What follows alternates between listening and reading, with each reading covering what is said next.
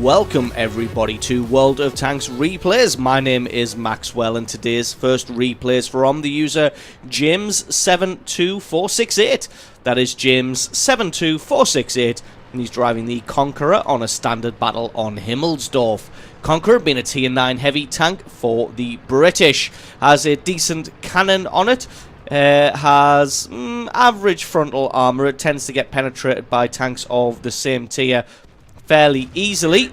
What it does have is a nice accurate cannon and very, very tough turret armor. As you can see, it does have a commander's hatch on there, but even the commander's hatch is sloped to make sure that shots ricochet. So this thing's turret armor is absolutely, it's very, very tough. So in a hull down position like this, where he's looking through the window, it's going to be very, very difficult to damage. As you can see there, somebody having a shot, probably that Type 59, just bouncing that first shot.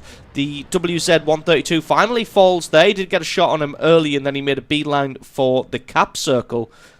Not sure who he was suicide scouting for, considering there's no artillery in this game. Type 64 also decides to go on a suicide scout mission. Probably thinks he can't be of much value in this game, so just decides to end it himself early.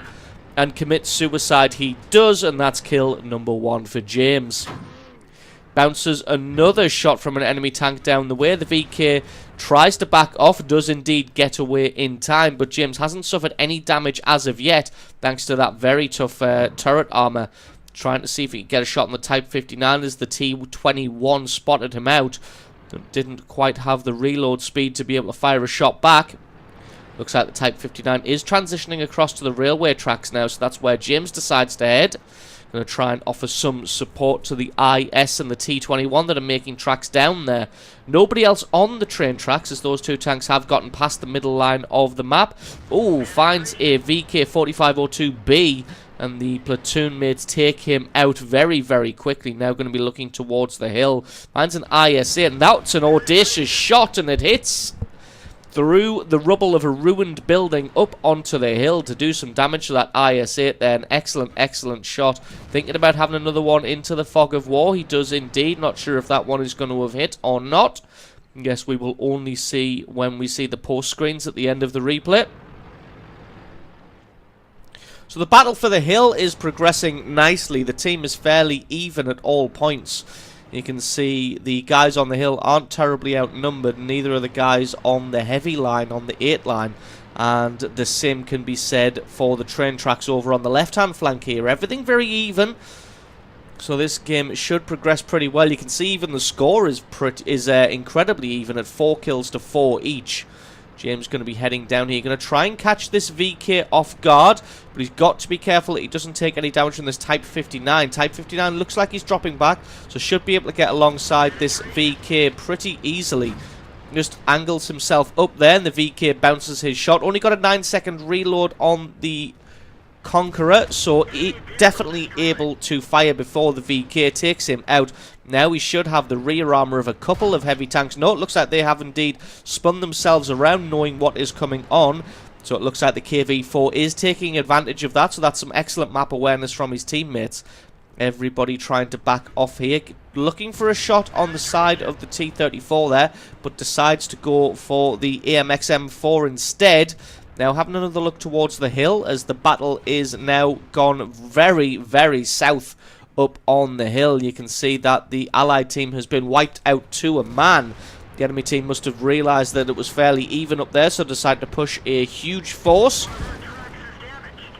Because I cannot believe that they won an even fight without losing a single tank. James going to push down on this Type 59 instead. Type 59, I think, realises which way the wind is blowing and that his goose is cooked. So goes ham to take out the IS first. So at least he takes somebody with him. So a little bit of smart play there. But he does get taken out with a shot through the rear. And that's kill number 3. But now the hill has totally been overrun, but then again the Allies have totally dominated the lower half of the map thanks to excellent teamwork, map awareness and positioning. But now James is going to drop back with his platoon mate now to defend the base. Going to have a look up to the hill to see if we can see anybody. There is this T-44, has a cheeky shot before moving off again. You can see just trying to get another hit on that T-44. And what a blind shot there to take out the T-44 from that distance after he fell into the fog of war. So a nice bit of prediction work there from that range. Now it looks like the enemy team is starting a base capture along with the allied team. But it looks like Conqueror has come back and a Leopard PT has come back, and they're going to make short work of that light tank. So it looks like the enemy team is playing smart as well, dropping back to defend their own base, knowing that they'd lost the lower portion of the map. And this game is still all even at 11 kills to 11, but now 11 to 12. But hopefully the Allies should make short work of this IS-8. Got him pincered in from the front and the rear, and he is now caught between a rock and a hard place. He's the only one doing the base capturing. So James just going to wait for his platoon mate in the ST-1 to come along, as he has the superior armour, and I'm not sure if the IS-8 is going to have an easy time penetrating that ST-1, considering he'd probably be looking at the corner where the Conqueror would come round. And there we go, the two of them just going to work this guy down. James just drops back to give the IS-8 only one target, but he's going to have the reload on the ST-1, so he takes the shot and he takes the kill for kill number 5. Now the Conqueror that was defending the base from earlier is now making a push directly through the centre. Going to get a shot straight through his turret there. Turret armour of the Conqueror, not the best in the world. Does take a shot from the left-hand side from that Indian Panzer, so going to allow his gun to focus in on him. And you can see the accuracy of the Conqueror coming into play there. Traversed his turret all the way around to that Indian Panzer, but was still able to land a very, very accurate shot. The two platoon mates made short work of the IS-8, and the Leopard PTA was steaming around the corner to try and offer some support, but the two of them were able to finish off the IS-8 and then spin around with plenty of time remaining. A little bit hesitant to push out just in case that Indian Panzer is still waiting. And there he is, he's making his way down the road there, takes a huge hit through the side, and I think he's just going to try and run away and survive. KV-4's hopefully going to head down to the main road to try and head him off if he does try and make a run straight down the 8 line. And James going to be trying to head him off to get that elusive Top Gun medal. There he is, he's floundering in the street there. James is able to take him out, pick up kill number 6. Almost 6,000 points of damage. In fact, that probably will be 6,000 points of damage thanks to that kill that he got out of sight on the T-44. So absolutely awesome replay there from James. 7-2-4-6-8, showing his skill in the Conqueror and when and where the Conqueror can shine, pushing all the way down that left-hand flank, making short work of the enemies there before dropping back and defending the base against the overwhelming push from the hill. Unfortunately, the enemy team decided to assault them pretty much one at a time and then just get picked apart by the coordinated efforts of a well-coordinated team. So awesome replay from you. Thank you very much for sending that one in. Don't forget to stick around, because as always, the score screens and another game are coming right up. And our second replay is from the user Fluid Lone Knight. That is Fluid Lone Knight, and he's driving the ST-1 on a standard battle on Ruinberg on fire. ST-1 being a tier 9 heavy tank for the Russians. Now I've taken a little bit of flack, and some people have criticised my pronunciation of the name of this tank, ST-1, claiming that it should be pronounced STI, as that is indeed a letter I after the dash. And that's not what I'm arguing. I'm not saying that it's not an I, it is indeed an I, but in this case, the I denotes the mark or the model number rather than being an actual letter. Same is the case in something like the Churchill Mark III. Oh, finds an early IS-6 here, pushing way too far forward, gets a great hit through his armour. As I digress, he's going to try and drop back, going to see if Fluid Knight can get another shot through his armour. Looks like he's going to be easily able to get another one on this IS-6, just focusing in to make sure that he lands in the right place. And this IS-6 has taken a huge chunk of damage very, very early on. But back to my point, just as this E75 pokes himself out, pokes out a little bit too far. He was at a nice angle for his lower armour earlier on, but he poked a little bit too far out, and he just gets a shot through his track into his armour, into the hull there. So yes, the pronunciation of the ST1, something like a Churchill Mark III. Although that is called the Mark III, it's written as Mark III, but you wouldn't pronounce it as the Churchill Mark III because that would be stupid. It is the Churchill Mark III. And the same can be said for something like, say, the Panzer IV. It's the Panzer IV, although it's written as Roman numerals, so it's the IV. Again, you wouldn't call it the Panzer IV because that would be stupid. Same goes for the ST1. You don't call it the STI because that would be stupid. You call it the ST1 because that is the mark or the model number written in Roman numerals. So back to the replay, gets another great shot on that E75 as the E75 is just dallying around trying to find himself a better position. If he's not in a good position, 2.5 minutes into the battle, he's probably doing something a little bit wrong. Fluid Knight going to continue pushing forward, although it looks like that E75 is now nestled securely in the side there. Got to be careful because there's a T29 and an AMX 1375 to his right. His ally in the IS-8 comes forward and takes a shot for him. Probably didn't mean to do that. His gun gets in the way just slightly, but then moves out of the way, and Fluid Knight's able to take out the AMX 1375 and pick up his first kill now of the match. Battle isn't progressing very well for the Allies, losing 3 kills to 4 at the moment. Looks like they're outnumbered a little bit in the city. Well, they've probably got even forces in the city, but most of the enemy forces are condensed. Going to see if he can get a shot back on this IS-6, which indeed he can. IS-6 was only able to take out his track in return.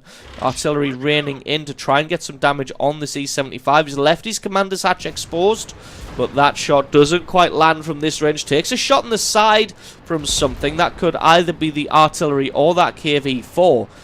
Judging by the damage that was done, I'm going to guess that it was possibly the artillery.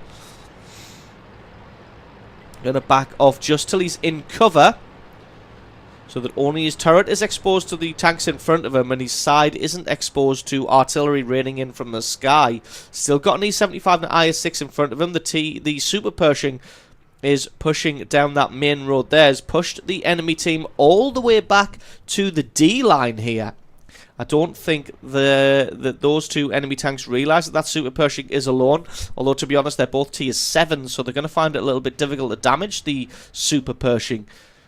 Going to have to rely on possibly the IS-6 or the E-75 turning around and trying to do something about that. Got the enemy in a nice pincer move, although the battle on the far right-hand flank isn't going as well as it should. Losing at the moment at 4 kills to 7.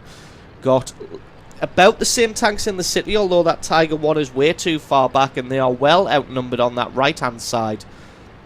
Fluid Knight finally going to push forward, going to find the KV-4 overlooking the central field. He's not paying attention to behind him, so he takes a large amount of damage through the rear armor. Not really sure. He is finally traversing his turret all the way around, but he's making a slow job of it. Stops to aim just as he gets taken out, and that's kill number 2.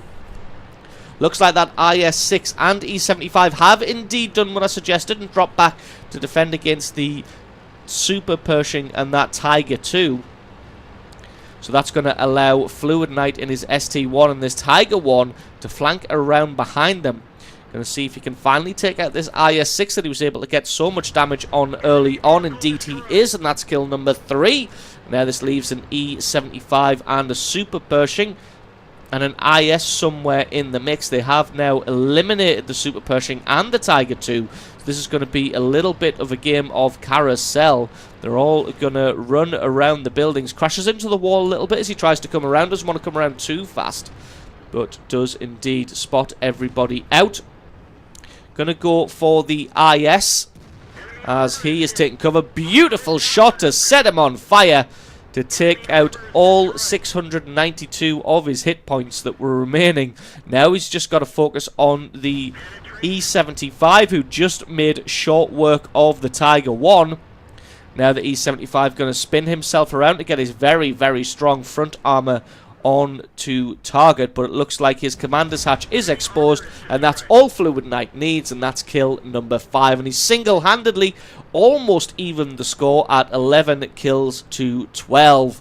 He's got himself and 2 artillery pieces left, against 2 artillery pieces, an E75 and an Object 416. Object 416 was last spotted on the field on that right-hand flank, so Fluid Knight drops back to defend the base, finds the 416, gets a beautiful almost snapshot to take him out, and that's kill number 6. Takes out the 416, and that was a fantastic shot, because if that hadn't have landed, that would have been a case of chase the 416 while the artillery tries to bombard them.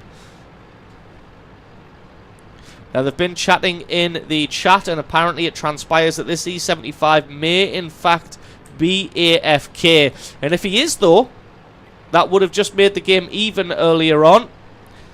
Finds the GW Tiger, gets a fantastic shot on the GW Tiger to get an ammo rack on him, because he doesn't quite have the alpha damage to be able to take out a GW Tiger with a single shot. But as it is, gets an ammo rack, takes him out, picks up kill number 7, and then finds the E75, and he is indeed AFK. Hopefully he's not a bot, because what tends to happen is these bots wake up when they get shot or detect an enemy. But to be honest, with a player that has 16k battles and a 1280 win 7 score, he's probably not a bot. Artillery rains in to try and leech some of this damage, but misses a stationary target somehow. And people who say that artillery hasn't been nerfed, there is your proof. Either he didn't want to spend the time aiming, or he didn't have the ability to aim. Gets another great shot.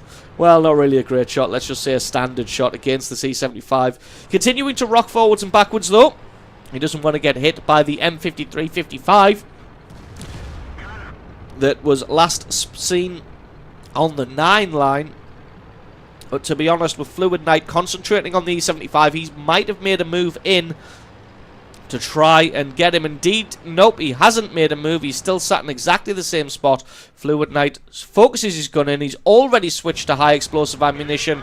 Takes his shot, takes the kill. 7,500 points of damage and 9 kills. Been an absolute wrecking machine in the city earlier on there. Just being an unstoppable force and an immovable object both at the same time. So absolutely awesome replay there from Fluid Lone Knight. Thank you very much for sending that one in. Don't forget, guys, if you've got yourself a great replay, send that into replay@screenreality.com. The link for that is in the description. Just attach the replay file itself or the link to the What Replay website, and I can check that one out for you. And don't forget, guys, if you enjoyed this video, you found it useful, informative, you learned something, or you just enjoyed it, then think about hitting that subscribe button, because there's a lot more World of Tanks content on this channel. I've been Maxwell, this has been World of Tanks Replays, and I will catch you guys next time.